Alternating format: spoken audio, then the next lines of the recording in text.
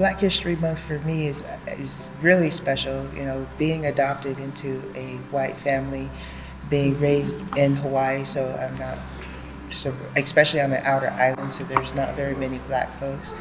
So when I became a teenager and we moved from Hawaii and I was introduced to more black folks, that began my hunger for learning about black history and black culture all over the place. So when Black History Month became an actual thing, it just really solidified for me that knowledge, that thirst for knowledge, that thirst for research, and you know, knowing that we were more than just that 200 years. We were much more than that 200 years.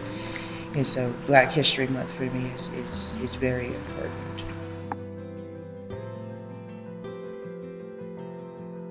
For people, for folk to take the opportunity to learn, maybe educate themselves about the rich history of African Americans and the contributions they've made to society.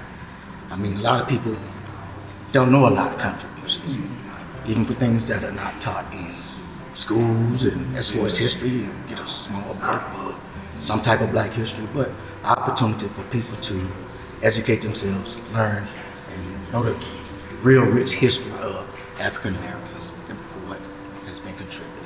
That's what Black History Month means to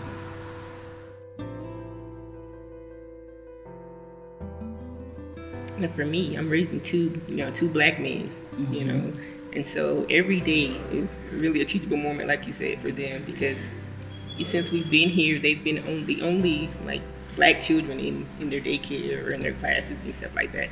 So I just take the time to just let them, you know, tell them about where they're from and who they are, you know, and that kind of stuff. Well, I was raised here, in Oklahoma, but it was in a Native American community. So when I moved out of Oklahoma to Missouri, and I was part of that first desegregation where they bused us to the white schools. And I got there, and being, you know, new to not only Missouri, but that school as well, you know, outside the KKK was boycotting our bus. And I'm like, what is going on? I'm so confused. We get inside, and they knew that this was going on, so they put us all in the auditorium. So, you know, me as a little kid, you know, I went to one side. I was 12. I went to one side, and they were like, what are you doing over here? You should be over there. I'm like, what do you mean? She's like, well, you talk like us, but you don't look like us. I'm like, okay. So I went to the other side. And they're like, well, you look like us, but you don't talk like us. And, you know, I was raised in an educated family. My mother was a nurse. My grandmother was a nurse as well.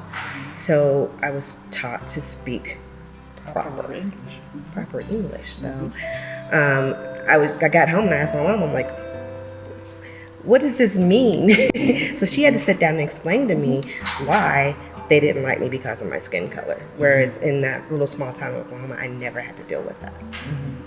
So that was a really eye-opening moment for me. And I vowed that with my kids, I was going to do better with that.